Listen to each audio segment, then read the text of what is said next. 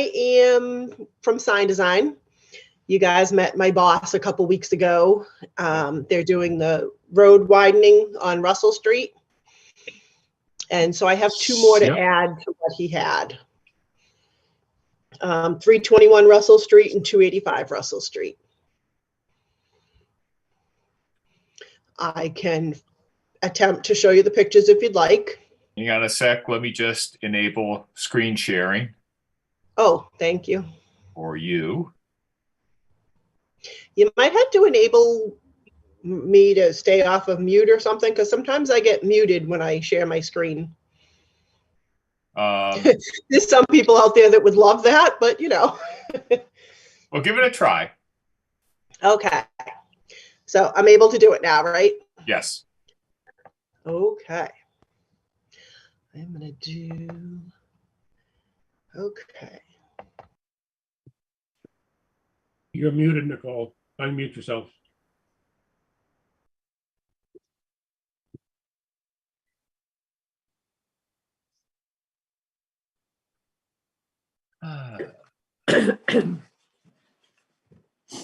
You're still muted.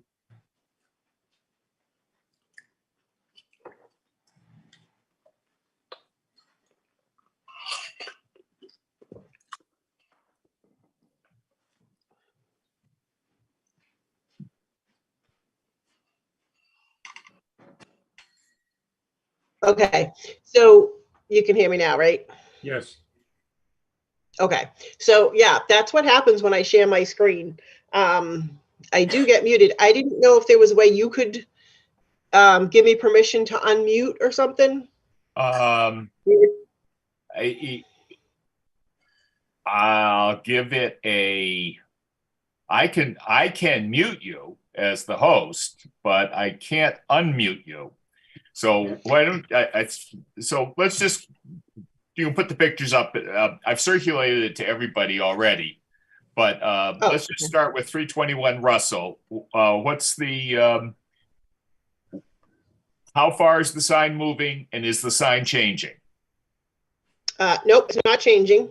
Not at all. Is 321 Window Works? Yes. Okay. And how far in is it going? It is going from, well, it's going down the street a little bit. It's about a, let's see. Did you see the second page where it shows the little map of where it's going? Okay, let me see if I can, let me see what I can do. We were working on this at work too, and we got it to work somehow, but now, of course, it's not going to work when I really need it.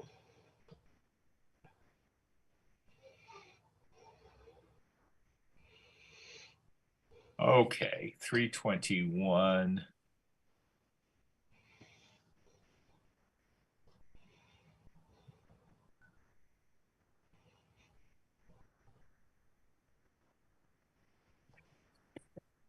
I mean, I can pull the picture up with the map. Well, hang on a second. I just have to make sure this gets up in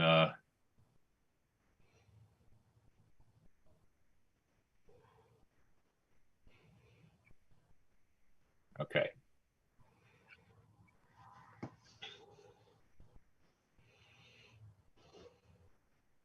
All right.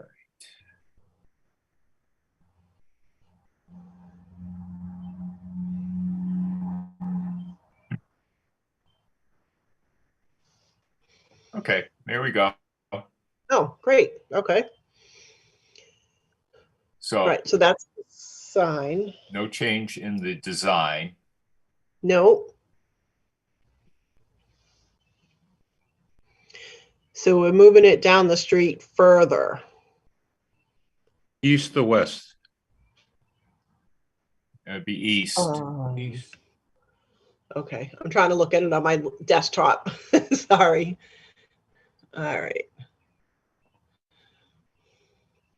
This sign, if you recall, was given a special exemption for of being closer to the highway because of the handicap accessibility ramp that was put in. Oh, It's gonna be it's gonna be really close now to the street. So let's find out the numbers. And the sign's being moved west, guys. Yeah, it's being moved west. It's going to be on the other side of the, Of the garage? no, it looks like that says access ramp right there. I got you. All right. So it's going to be, it looks like it's going to be maybe just on the middle of the current driveway. That doesn't seem right. Is the driveway changing too? no. I mean, not that I know of. It looks like it's going right on the other side of the ramp. Yeah, but you've got a drawing right in the middle of the entrance driveway. That's the driveway there. Yeah, here's the I I thought access. that was the building. Okay. Here's the building is here. The access Yeah. ramp comes out towards the parking lot, Right. and this is the curb cut. That's the existing one right there. So that's the existing sign in the pink. No, it That- says proposed location. Oh. Oh, sorry, I had it backwards. Right, that is the. You want to come back on the next meeting? No, it's going on the other side of the driveway of the entrance. See if you look beyond the sign. There's a grassy area over there. Yep. The grassy It's going on knoll. the other side of that. Let me see if I have any more photos. Let's see. So right there. Let's see. Hold on, let me get my boss's notes. It's gonna be Window Works Economy.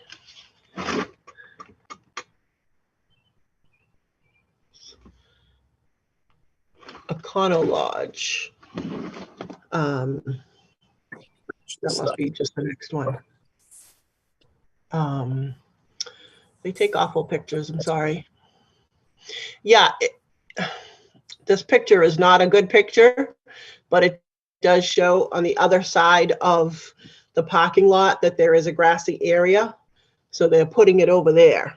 Okay. We need either an actual dimension of how it's going to move or a picture.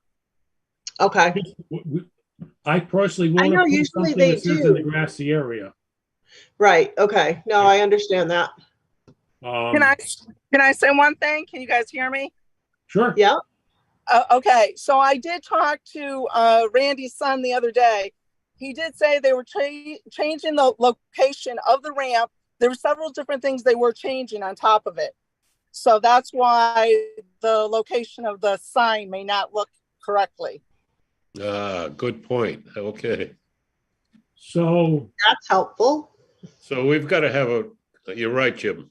we got to have a better drawing there because this one is, there's too many, this is moving, this is moving, this is moving here. Right, yeah, usually they do a much better job. I apologize for this But one. that's okay. I mean, you have time. So Yes, You're not up against the wall. So if you want to come, I would say come back because 5 Tuesday months, we won't have another meeting till the first Tuesday in June. So come back at Okay. that meeting for this particular sign. all right. I have one more also. Yep, that's fine. Okay. The other one is 285 Russell Street. Okay, I'll pull that up in a second. Okay. Let me,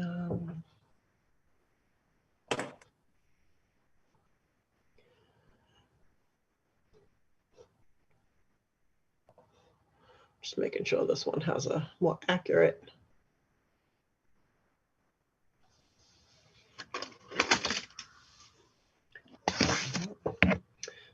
This one has more,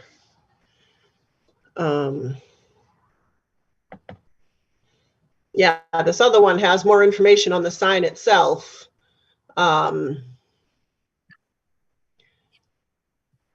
it doesn't show, let me see, proposed location. Oh, it's not even moving that far. Okay, that's why. Okay, Okay, hang on a sec and I will get that up. okay, yeah, this one's Gardner's Supply Company.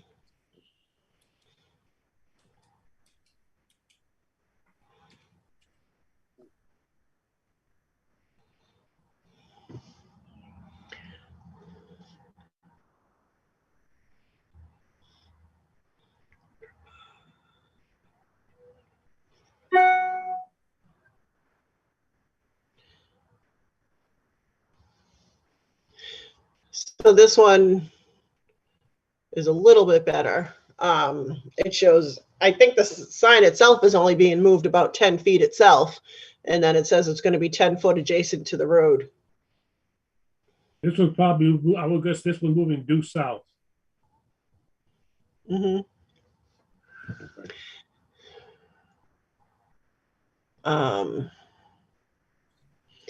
Yeah, so this one, I don't know what that side street is. So it's getting away from that street. It looks like it's being moved a little closer to that other side street. Because I believe, is it just Russell Route 9 that's being widened? Yes. Okay.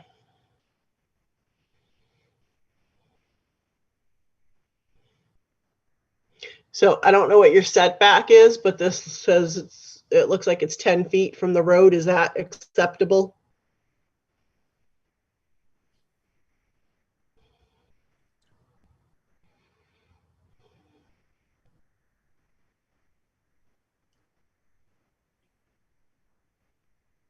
I believe that's the one that's right where the bike path is going. So it's not the one that's in front of the store, it's the one by the bike path. Right, it's further towards, further west. Yeah. Yeah, and that's kind of hard to tell right now, even looking at it visually in person. So there was this would have to be classified as a pre-existing non-conforming sign. Oh, Correct. It's But kind it's of far like a enough west, but well, it's far enough west that it shouldn't impact visibility to the driveway. I mean, there's no curb cuts near it. No, that, I believe that,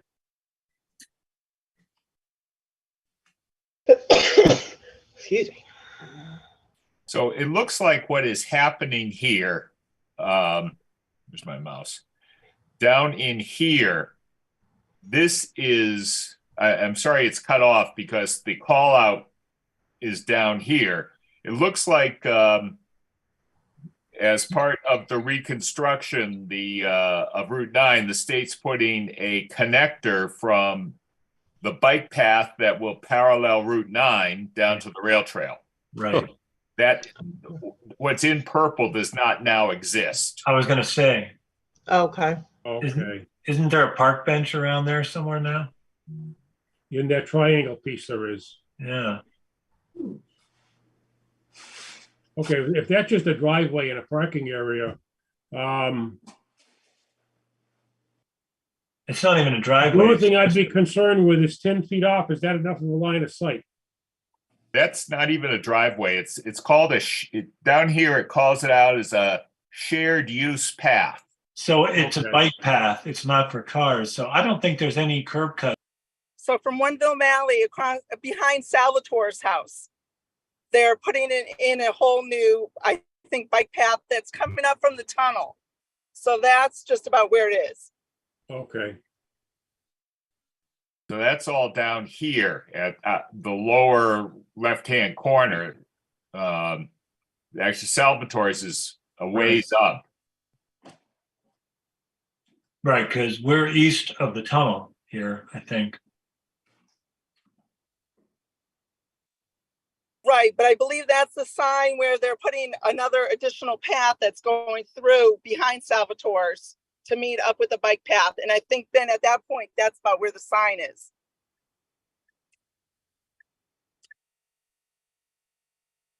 Yeah, well.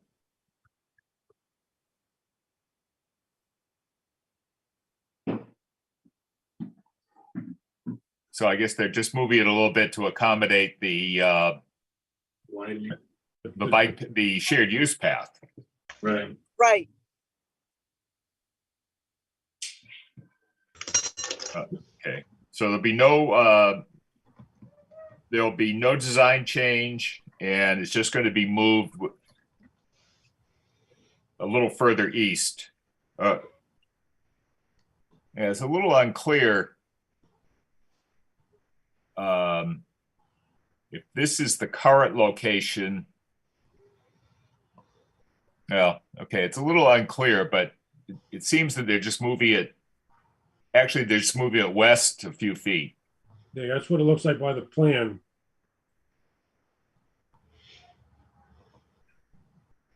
That sign is not illuminated, is it? No, I don't believe so. Hold on one sec. Okay. No, it is not. And you will not illuminate it. No. Nope. The only thing we have to do for this is new steel angles to, yeah, Okay. we're gonna do new to just to secure it. We're gonna get new angles in the back. Okay. I'll make a motion to approve the relocation of Gardner's Supply as shown. I would second that. We have a motion, a second. Any other discussion? Hearing none, all in favor? Aye. Aye. Aye. Aye. Any opposed? Motion passes unanimously. Okay. Okay, great. All right, thank you very much. See you in 3 weeks. And, 3 weeks. All right, I'll see you in 3 weeks. Okay. All right, thank you. You're welcome. Next, Mr. Dwyer. That would be, and I apologize if I'm butchering it, Stephen Viano.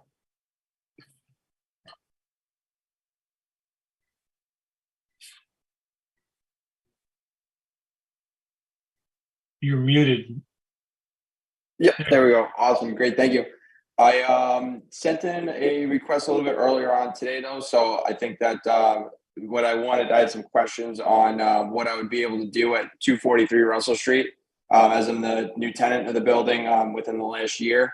I had some questions about bulk storage of material there. It would be only for my landscape companies. We do landscape construction and design work within Hadley and the surrounding area. And I just wanted to make sure that if I was to add bulk material bins as a containment source, that I wasn't going to have any issues with that. And that was really what my big question was. And then I also got a in the email that Tom sent back to me was saying that or sent over a what do you call it? A link to the town bylaws being within a recharge area for groundwater or aquifer recharge area, that on-site storage of fuel, there was some requirements that needed to be met, and that was something that I was also considering. So before I went and made any investments into any equipment like that, I just wanted to make sure that was okay in the eyes of the town. So we did This is the old Hasty fence. Yep, old Hastings fence. We did receive it today. Mhm. Generally, we do ask that we get things like that the week before, so everyone has a chance to look at it. I can't promise that everyone on the board has even seen it yet. Of course, and yeah, that's why I wanted to be in the meeting just in case there's any questions. But though, I'm definitely gonna take what you sent me in the email and then be able to redraw everything up and send it over within the next 2 or 3 days. We need a drawing to scale, and we need to know what you are going to be storing there. Yep. And I did send you also the zoning bylaw, the Aquifer Protection Overlay District, to what you can do and what you are prohibited from doing there. Yeah. So we'll have to talk about that. No hazardous chemicals at all. Yep. If you're storing fuel, you're limited to what kind of fuel you can store and how much, and you got to follow all kinds of the guidelines for it. Has to be above ground tank, but that's pretty much all you can put in tanks anyways nowadays. Yep. As far as the materials you want to store, well, what are you going to store? What are they? Yep, so bulk material, that would just be loam, compost, a 50-50 mix of compost, loam, screen fill, and then mulch and 3/4 stone, and they would all have their own respective bin. What's 50/50? So that's half compost, half loam. Oh, okay, It's just when it's both mixed together. okay. And was there a tank that was marked brine? There is 2 brine tanks here right now, and I did talk to Tom about that. And I've also talked to the fire department as well in town because they had some questions about him as well. And I was unaware because I only called the state when I was talking about brine storage on site, because that was also another thing that I wanted to bring up too, with potentially being able to make brine. It would be brine that's to state DOT spec. But though I definitely understand that's in a recharge area, it might not be an ideal place for that type of facility. I believe you're also fairly close to some wetlands, so you'll have to go notify the Conservation Commission of what you want to do too. Okay. They have a whole other set of regulations that many times supersede zoning. And they're Yep. sometimes a lot more strict, so you gotta see what they have to say. Definitely. There was a tank on the east side that said contaminant, right? Oh, maybe containment. Oh, containment. That's what that was. Okay. So, But yep, I'll definitely get everything drawn up better and have a little bit more of a well put together plan. okay. I mean, So- in a nutshell, that's about all we can give you today. Okay, no problem. I really appreciate your guys' 2 cents, and I will. I'll make sure to get all that over to you, and then we can go from there. Okay, Great, thank you. okay. Thank you. And Mr. Reedy was next, and then Mr. Roberts right after him. So perhaps they're together. Yeah, I'm just here for the 40R discussion, so nothing separate from me. Okay, Barry? You as well. Thank you. Okay. Then that is it. Karen is from PVPC. How did I not get on there, Bill? Oh. I Just a select board member. just used to you being hanging out at these meetings now. Oh, no, I thought I was first. You You're were. not even on the ballot today. Oh, see that? I get pushed aside. Thank you. Do you have time for me this evening? What do you have? Well, I have a question. You don't have any paperwork from me at this point in time.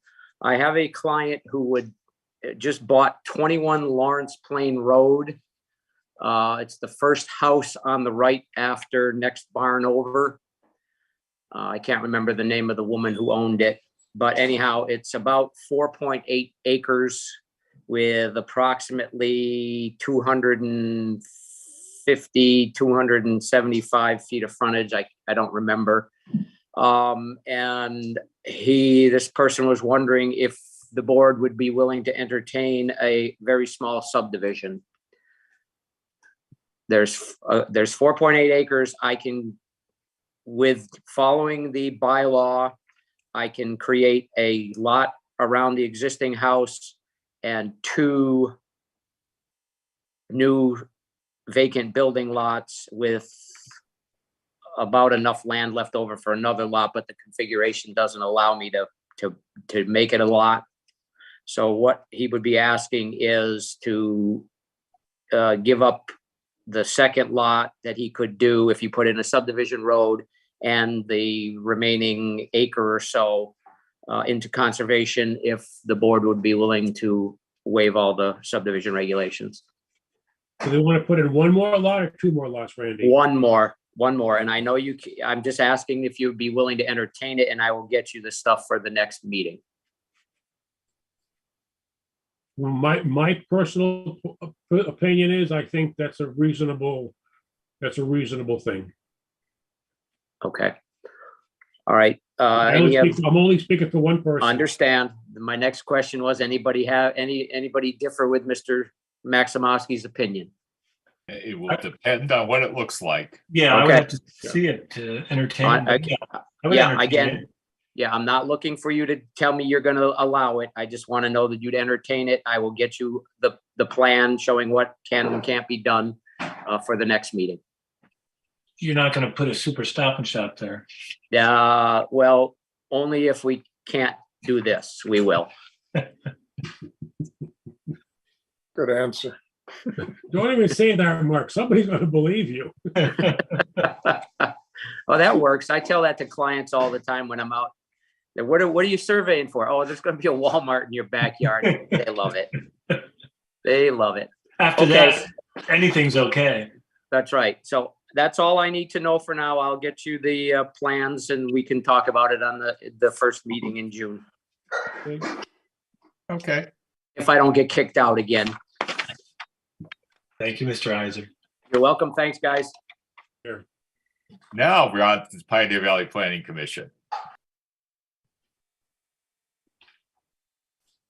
Hi, everyone.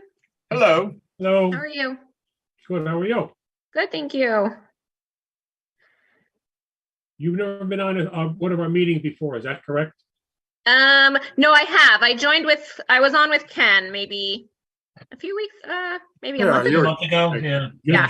Just for your information, Joe Zagrodnik, myself, Mike Sarzinski, Bill Dwyer, and Mark Dunn are the members of the planning board. Okay, good to know. Yeah, I mean, let me know kind of what kind of discussion you wanted to have. Did everyone get the email materials that I sent around? I believe so. Yes. Okay. Yes. Nothing like an 18-page model bylaw. Right, slightly, there's a lot, there is a lot to it. It is relatively complex. I guess at least somebody has written the model bylaw. So I guess at least we have that.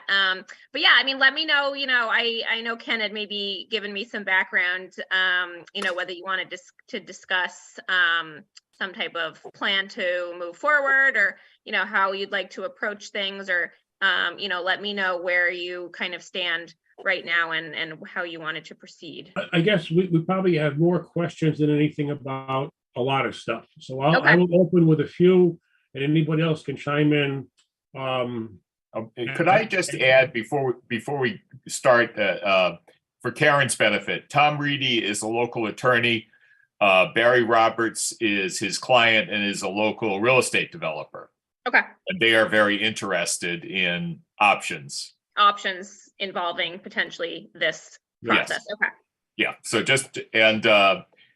Tommy and Dee Dee, as you see up there, you just see Dee Dee at the moment, is our town building inspector and the building department office manager Okay, great. and the zoning police. Yes.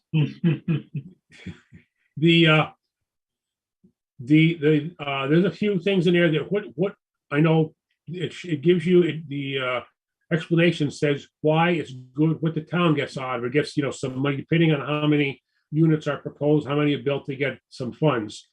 What is in it for the developer besides simply being a denser development? Anything?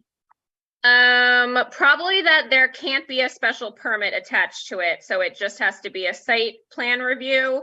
So in Okay. theory, some expedited processing, once they choose to take advantage of the overlay, the process is supposed to go relatively kind of smoothly for them. So there's no monetary advantage from state funding or state of bonuses of any kind for the developer, just for the town. Is that correct? Right. As far as I know, I can check to see if there's anything on like the funding side. But I would say for them, it's kind of knowing that if they pursue the project, because it's more of a site plan approval, they at least have a pretty strong guarantee they'll be moving forward with a project. Okay.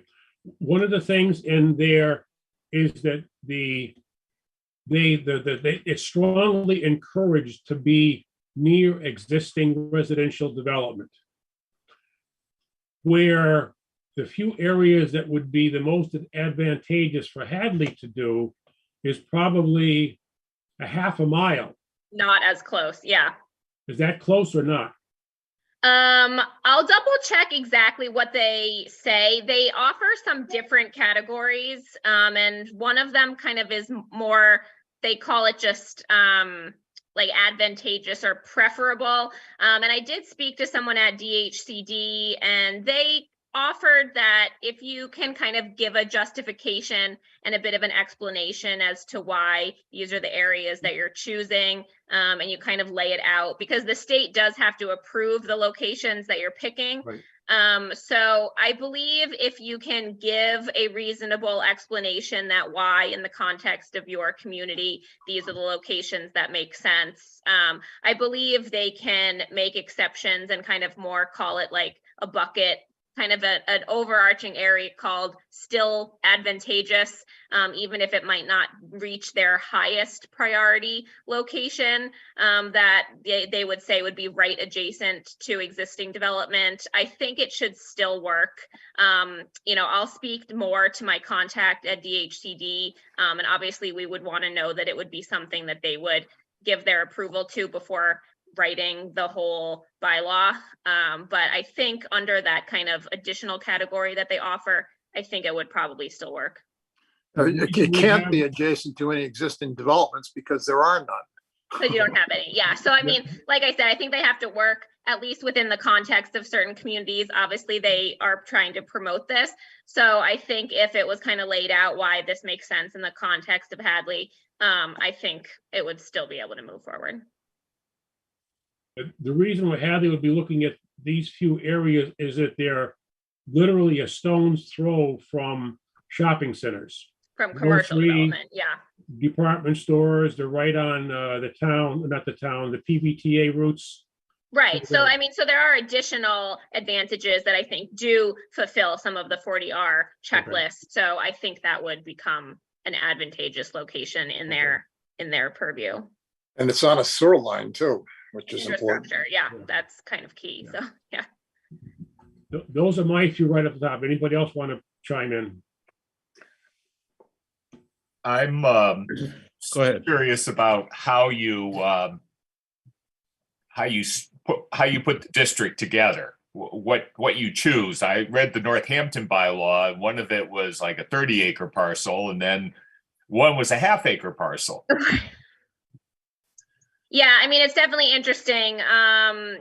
I think it would be something that I would probably have to do some research and kind of dig into it. And we'd probably have to, take out some maps and kind of do some brainstorming exercises in some way. I can pull additional examples as well and try to maybe find ones that seem the most comparable across the state, maybe to the context that we're looking in. And so then if we really pulled some things that seemed kind of like comparing apples to apples, maybe we could kind of get a sense. But there do seem to be obviously a big difference in scale. So I think if we had some further discussions about what the kind of goals and intentions were, maybe we would be able to kind of flesh out some of the ideas. But it does seem like there are a lot of possibilities. So I know it can kind of looks like taking like a stab in the dark kind of as to what to choose. But if we could maybe go through eventually, check boxes that we want to check off and what we really want the purpose, maybe that will start informing kind of how it would look from a kind of physical point of view. So I can definitely be kind of doing maybe some recognizance on some options. And what is the requirement for affordability of a project? 20%? So 25% of the units at the 80% AMI, I believe. 25 or 20? Let me double check. I think there was one number that was for everything, and then there was additional number if you wanted to age restrict the units. I will find the exact one. Yeah, I'll confirm for you. One question regarding the half-acre zoning in Northampton. if we decided to zone a small parcel, only a half acre or maybe an acre as a potential 40R, District, yep. how would this overrule spot zoning? It seems like it would be illegal under the spot zoning regulations. Right. I think this is an exception for that. And I mean, I think you can see that in the Northampton one where they picked such a small parcel, but they do allow, because this is an overlay district and not changing the underlying zoning. I think that's how they get around the concept of the spot zoning. It's and the other thing that bothers me a little bit is the fact that it only needs 50% of a town meeting vote. And this is highly unusual to change a century-old law requiring 2/3 just because someone likes it. Why the whim? But it's now 50% for all zoning changes in the state of Massachusetts. Is that true? Yeah, because that was a So change. when we go before Whoa. All zone bylaws are 50% vote? Yeah, that was the state change that they made a few years ago, so that now No, That No. was only for housing. only for 40R housing, or? No, only for certain types of housing. Regular zoning bylaws still require a 2/3 vote. Okay, that's understandable. But they're not picking out just 40R and just saying that only 40R has this 50% threshold. It was part of other zoning changes at the state level. It's, they make the rules. 40A is not holier than 40R. Right, so they made some changes. They didn't pick this out specifically. It just had the change from 2/3 to 50% when other changes took place at the state level as well. This just fell under the umbrella. And then we have the edict from the prior administration for MBTA communities to adopt multifamily dwellings districts. Period. Just do it. Yeah, that's what they're dealing with in Eastern and well, Central Massachusetts. we'll see how far that one goes. The town of Norwood is challenging it. So it could take probably 5 years before that's settled, maybe 10 years, maybe 15, 20, like the town of Weston in their 40B housing. So I had a question about categories of, they seem to break out a couple of categories, single family development, multifamily development, and larger scale development. Do we have to allow everything everywhere in a 40R, or can we slice and dice? So a 40R would be, this 40R will be only for 20 units or more in single building, and that 40R will be garden apartments only. Right, yes, I think you can identify the density that's going to go in various 40R districts, and the different districts could have different designations. Bill, recall when it was proposed to extend the over 55 overlay district to the Vacula property, and it lost at town meeting? Was that a 50% vote or 2/3? Because that had to do with housing. My recollection is they didn't get 50%. They didn't. Okay. So it was a moot point. Okay. Now, on the point that Bill just raised on the minimum densities, you can mix and match all three of those, provided those that, so you could have, let's say you had a 2-acre parcel, you could have, you don't have to have 8, 12, and 20, you could have some portion of each of those, is that correct? Right. Mm-hmm. Okay. Is there anything for or against putting the overlay, for example, we have an existing mall. What if we wanted to say, you could build air rights above the mall? That's an interesting question. I would definitely have to look into that. I don't see why it wouldn't be a possibility. Like I said, it doesn't change the underlying zoning, so those uses are still there. It can obviously still be commercial, and that could be continued to be developed in that way. But the overlay just comes in and says you could also do this instead. I don't know if it would have to be written in some way, and maybe I can check for examples that maybe took on more of like a mixed use type format, and see if anything in any other communities was done that way, where there then became a mix of commercial with housing. That might be interesting to look into, because I could just see there would probably be some different provisions that were put in place that wouldn't, that would be different than just single use housing. But it would be an interesting thing to check and see if I could find any examples, and obviously a good use of the commercial space potentially.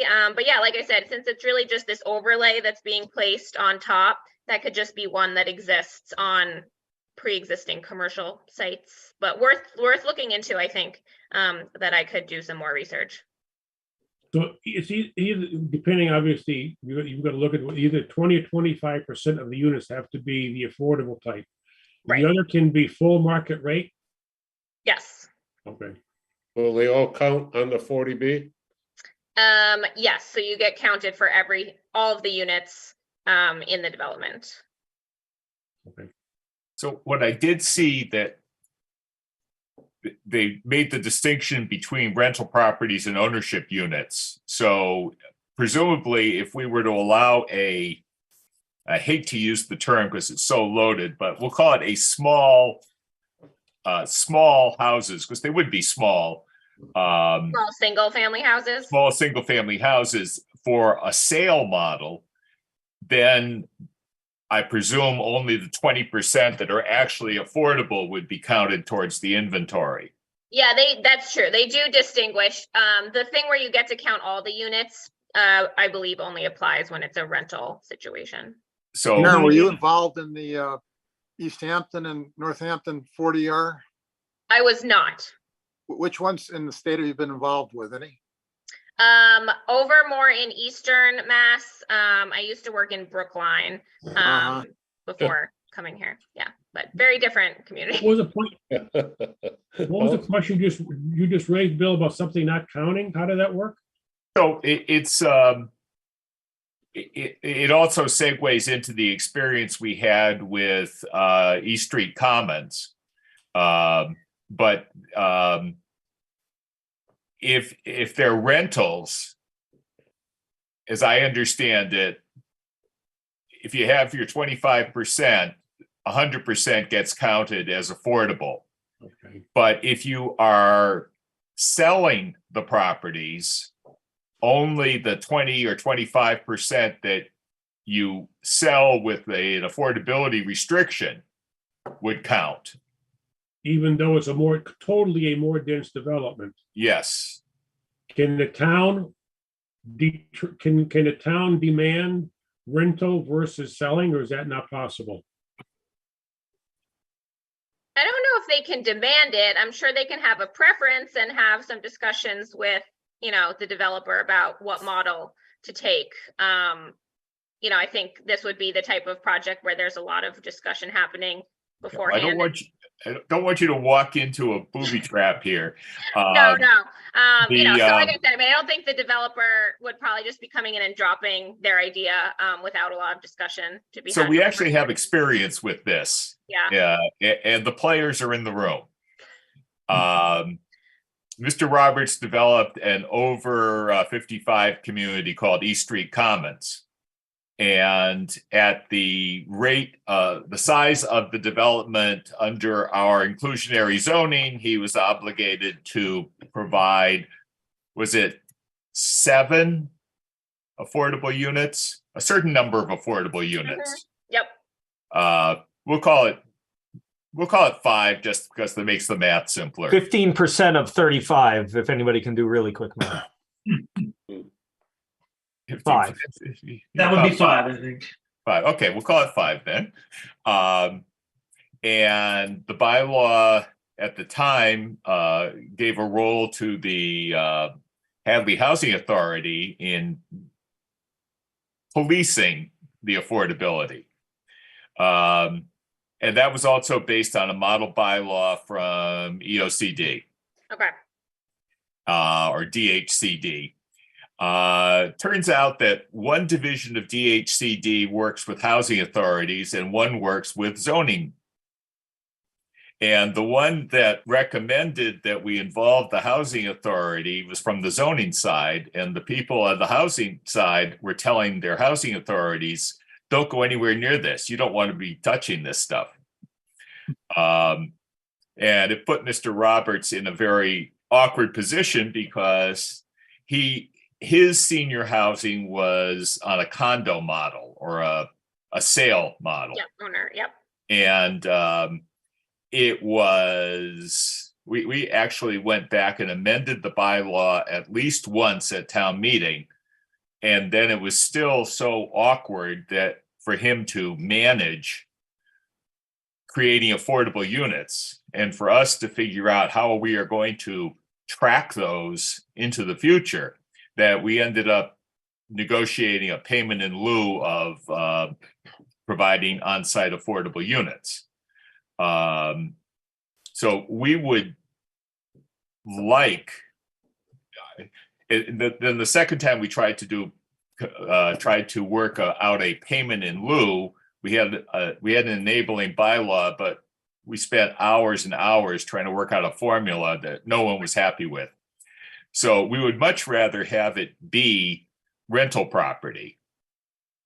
Although I suppose even if you build, the Econo Lodge model, which is a conversion of a hotel into apartments, that's going to be a rental model, but that conceptually they could be converting it into condos too, I suppose. Right.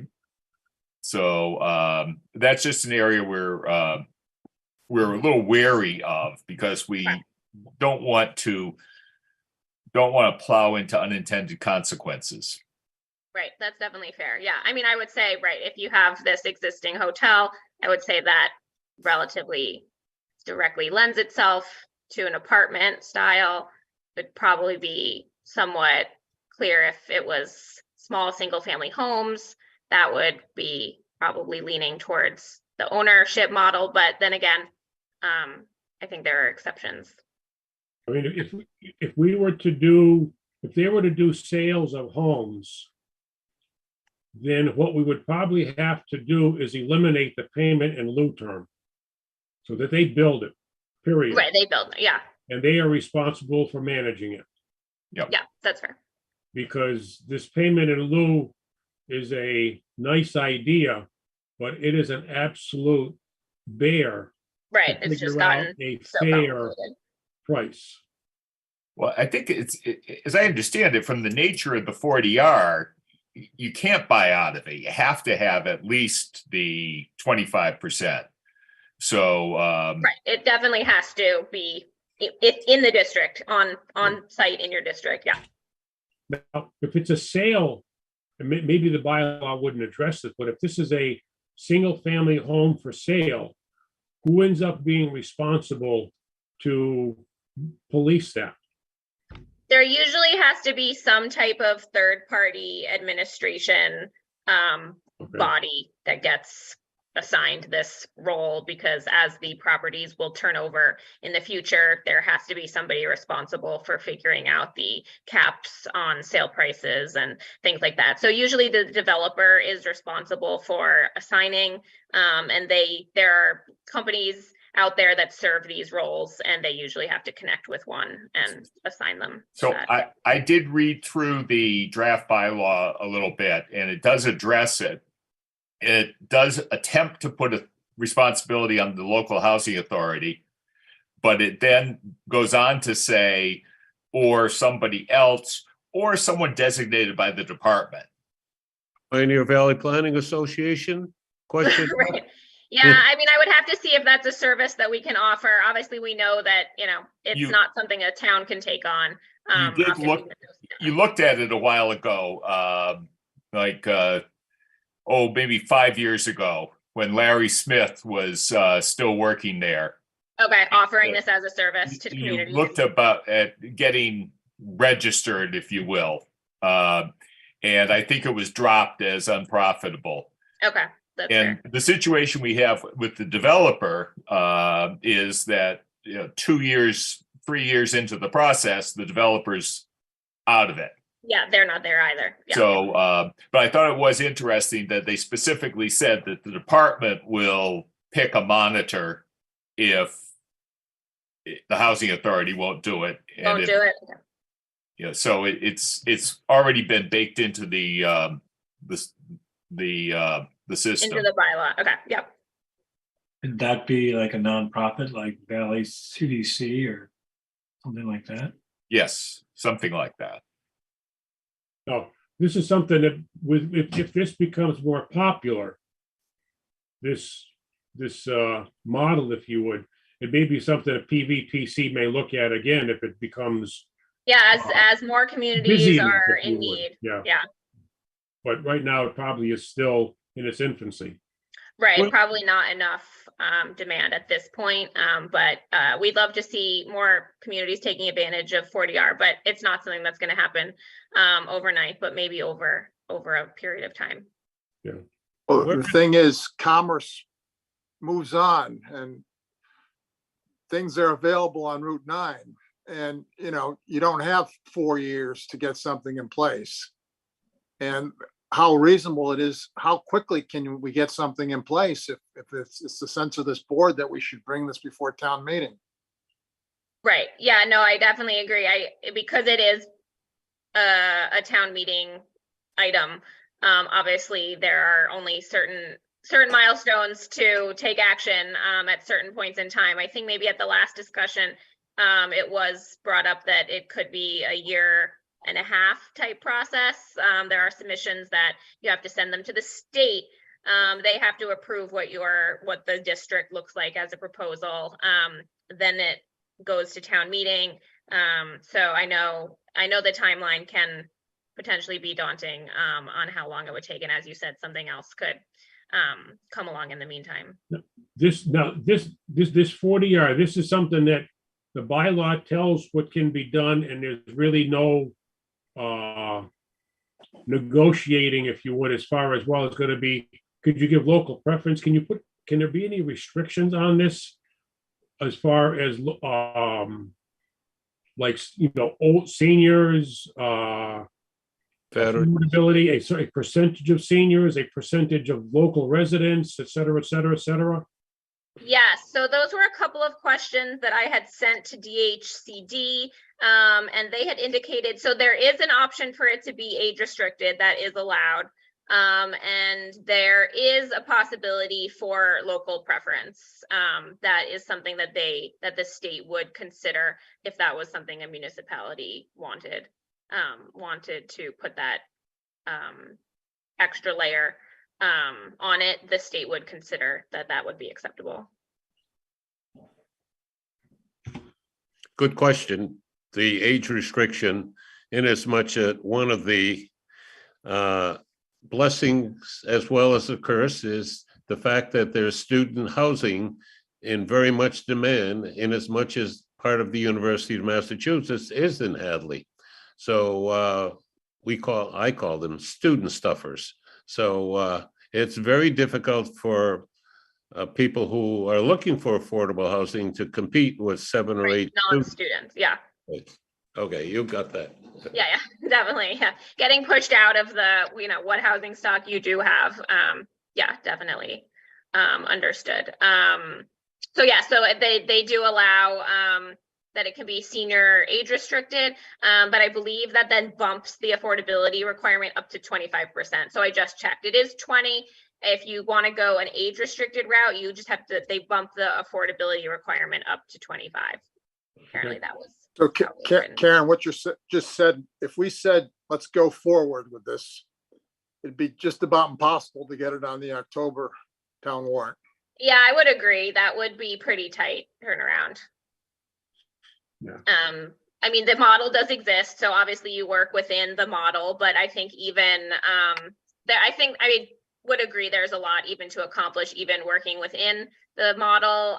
Just as we were kind of saying, you have to figure out what the district will look like, and what specific provisions do you want to include, and how are you going to write it? And I think you'd want a lot of input. There would have to be multiple public hearings and meetings on it, and input from quite a few people throughout the town. So and I know the summer is coming up, so probably a hard time to undertake a large effort. So I know, so October is not that far off, and I don't know if it's reasonable to have it done by then, but starting to work on it is definitely a possibility.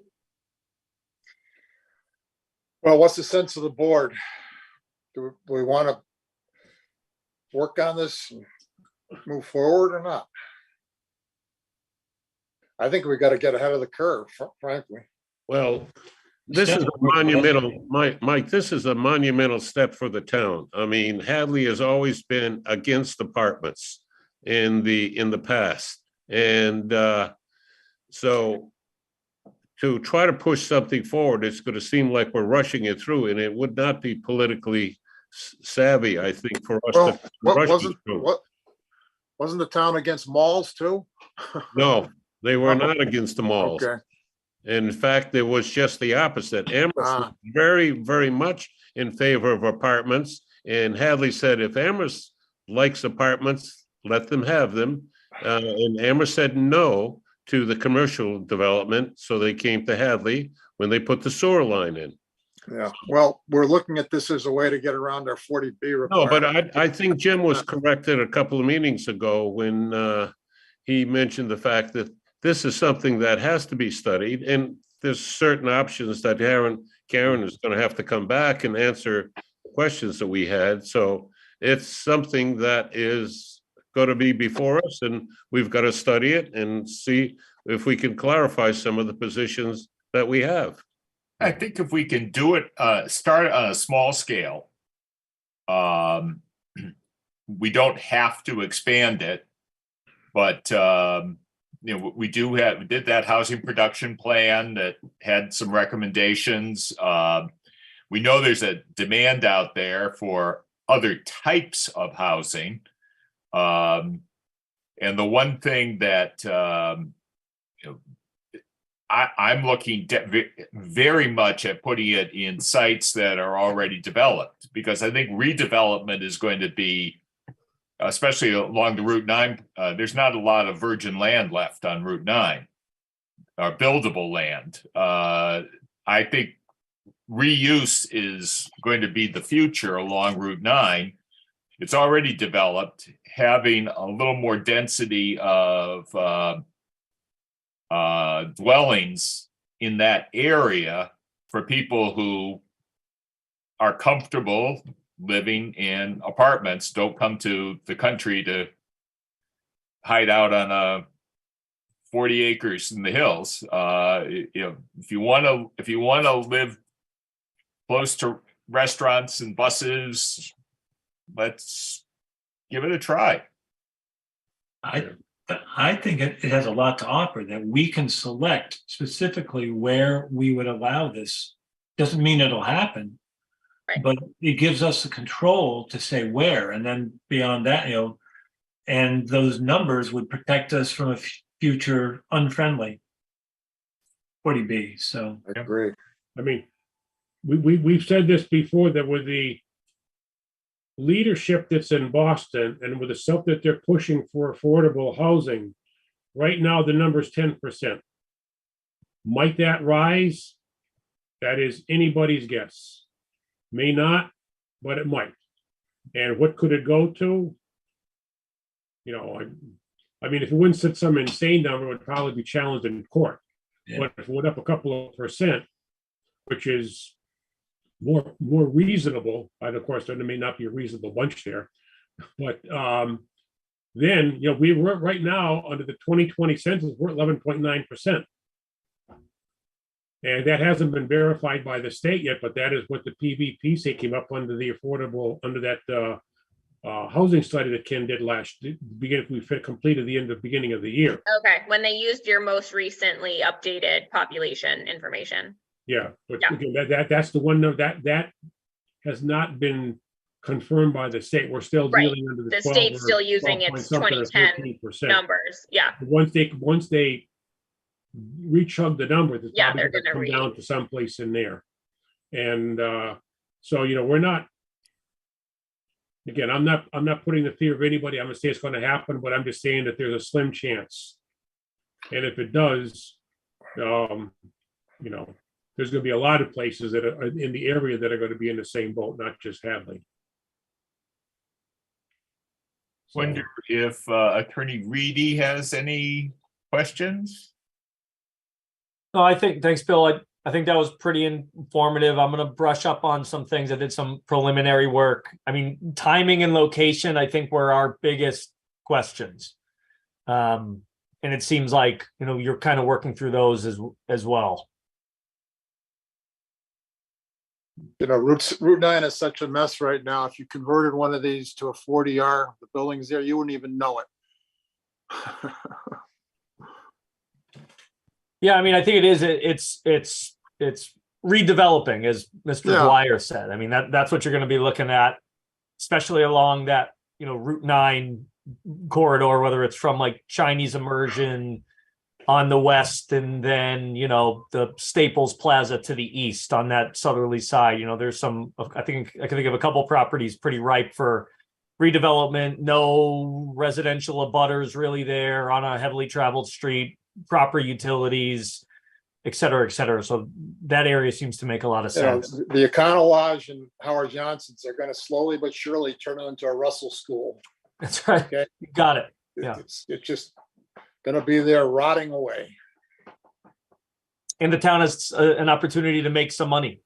I mean, that's the, so I've never been involved in the creation of one, but I've done some permitting, in Ludlow. So Ludlow Mills, I've done some work for wind development. They've redone some of the mills down in Ludlow, two of them specifically. They're mixed use. The town gets a pretty sizable payment when those units go in, anywhere from 80 to 100, I think, units go in there. And they have all the controls, and it's a way to spur development. South Hadley didn't get off the ground, but down off Newton Street, where the old Big Y was, if anybody remembers, there is 40R approved, but I think that is a Wayfinders project, and there was a little bit of funding gap because that was that project, but that was done under a 40R. I mean, they got approved maybe like 3 or 4 years ago, and now there's,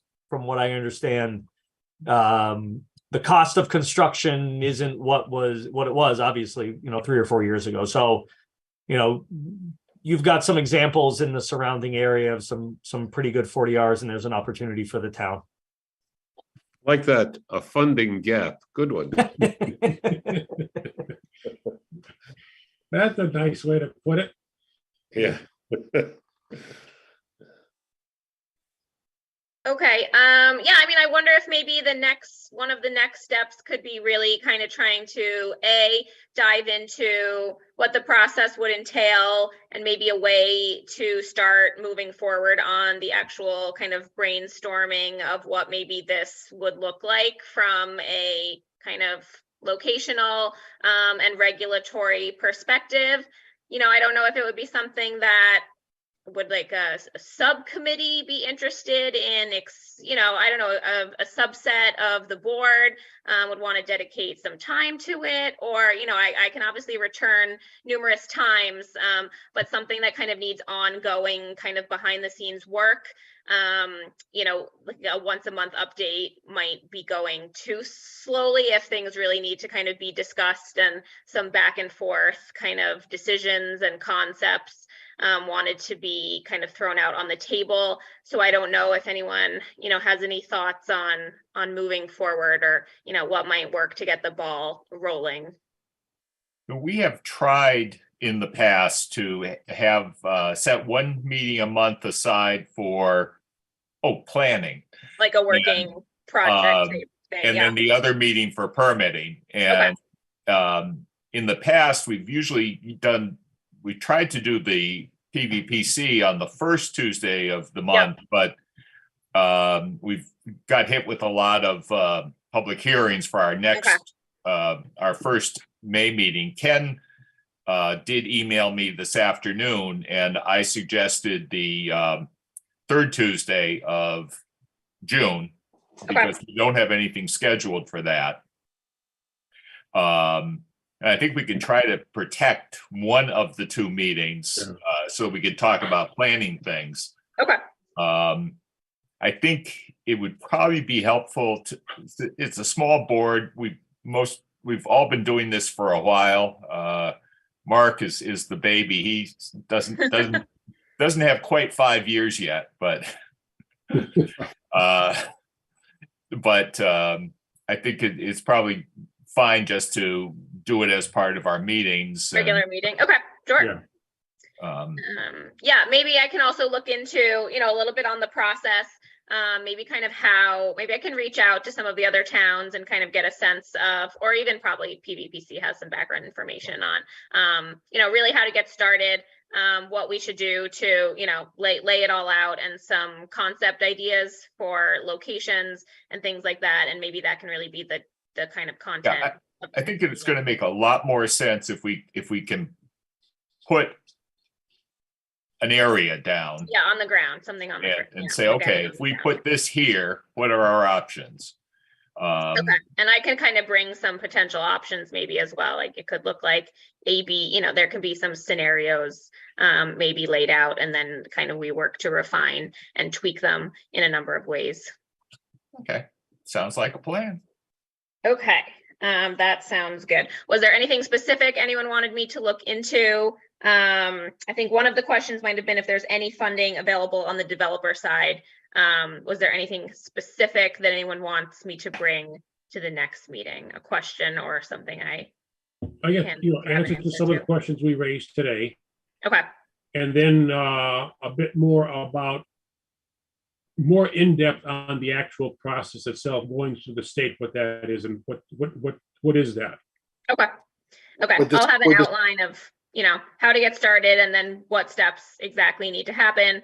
And maybe I can provide some kind of scenario models or layouts based on a few areas that might be chosen and explored along Route 9 or something like that. So, okay, so that sounds good. And I assume that we could use some affordable housing trust funds for something of this nature? In order to fund the development itself, once something was approved? Yeah, the affordable part, the undivided affordable part. Right. Yeah, no, definitely. That would be a good use, I think. So I think that sounds good. And okay, so then I will return on the third Tuesday in June. Okay.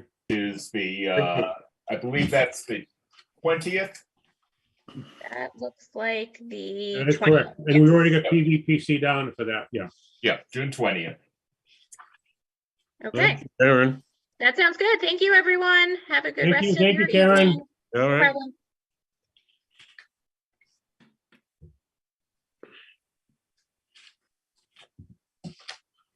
Okay. Anybody have anything else?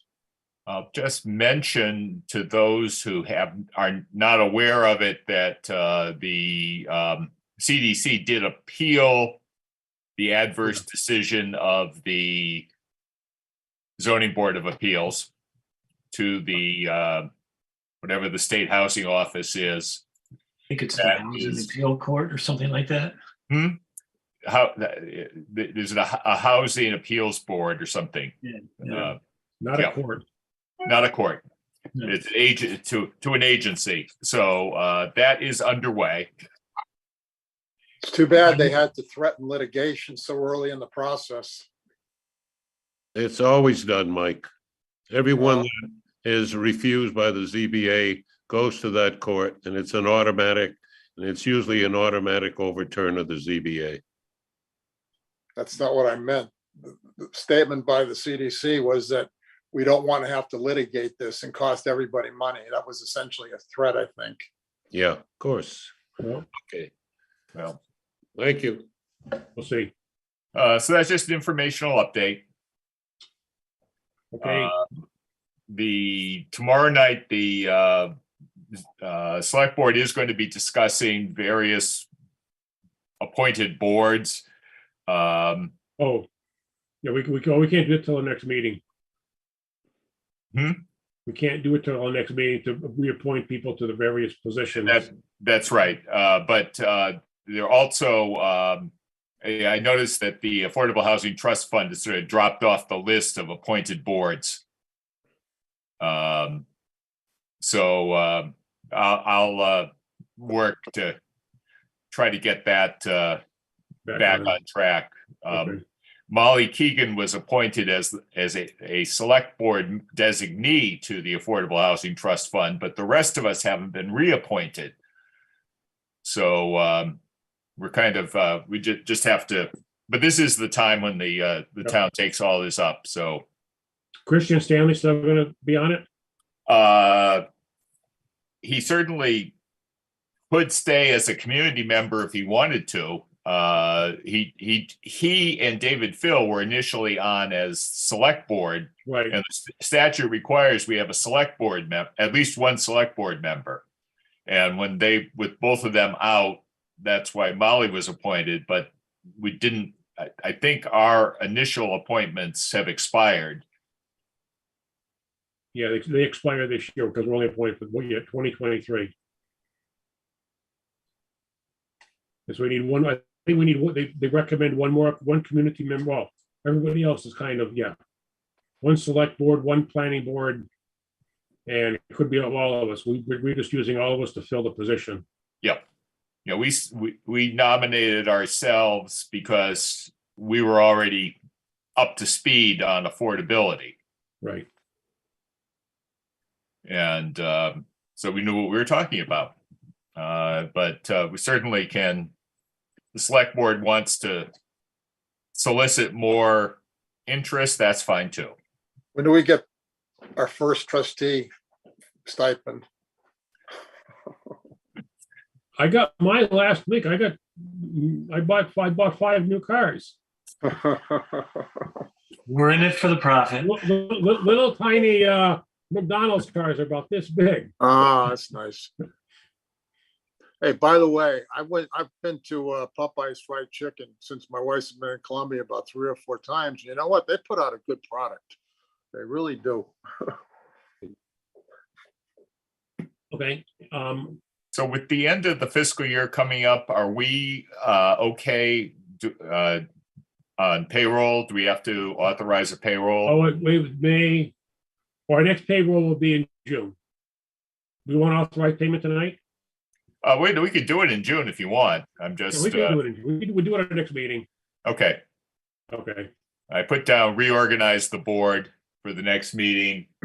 And we also have 2 public hearings. And well, 3 if you count Hadley. We'll see if they want to continue that again. But we have the Chase and the accessory apartment for Black. Right. Are we still Okay. continuing Mr. Michelson's, or is that just off the radar? He withdrew. You would do it. We did say that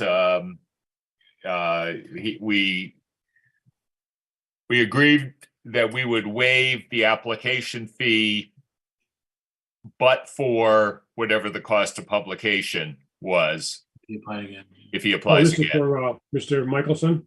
Yeah. Yeah, Within- that was taken care of over a year ago.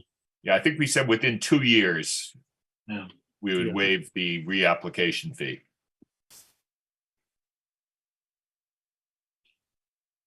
Do you have anything else, Mr. Dwyer? I don't have anything else. I have nothing. Does anybody else have anything? Move we adjourn. Second. We're gonna fly with Tom and Dee. Hello, inspection department. Motion to adjourn? So moved. So Second. seconded. All in favor? Aye. Aye. Aye. Meeting is adjourned. Thank you. Thank you. Good night.